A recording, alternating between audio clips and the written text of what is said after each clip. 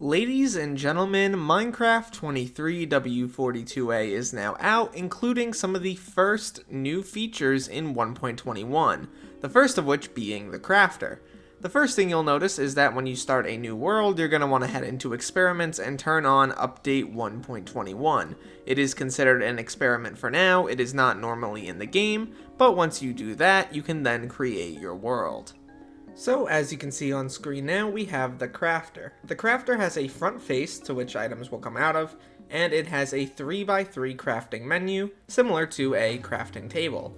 You're able to click to disable slots, which effectively disallows you from placing blocks in them, but you can obviously override that if you want to, it'll just activate that slot.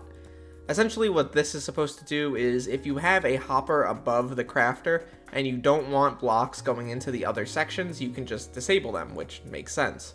When you set something up in the crafter, it's going to show you the output, but in order to get the output, you have to give it a redstone pulse. And as you can see, there it goes. What I will say though, is you're not able to repeatedly get blocks out from a single pulse. As you can see, 63 spruce logs does not just equal 4 spruce planks, so if I break this and give it another pulse, I only get 4. That is because you only get one set of items, or one output, per pulse, so you're going to need to set this up to a clock if you want it to spit out a bunch of items. Note that you're also able to set it up in pretty much every direction you want to, and it will spit out items in any direction you want to, including straight up apparently. So here we go. Let me remove that in this so I don't actually pulse. And there it goes, it just spits out items on top. This is going to be incredibly useful for pretty much anyone who wants to create mob farms, or any farm for that matter. You're going to be able to make and create so many unique things with this feature alone. I think that this is probably going to be the biggest change to Minecraft like ever. And the fact that it exists in the game now, which you can activate, is really awesome. There is also some information here about the crafter, notably its comparator signal strength is 0 to 9, where each non-empty or toggled slot adds 1 strength. Hoppers can be used to both insert and pull items outside of the crafter, droppers can be used to insert items into the crafter, and moving items in from another block, for example a hopper or dropper, prioritizes filling items into slots following these rules, prioritizing the first empty slot from left to right, top to bottom, and if there are no empty slots, then prioritize the smallest stack of the same item.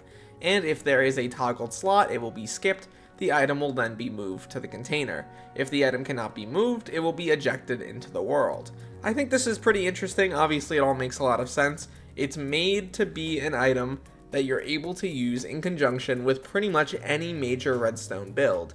Any type of farm, any type of creative thing you want to make in Minecraft now will likely involve the crafter.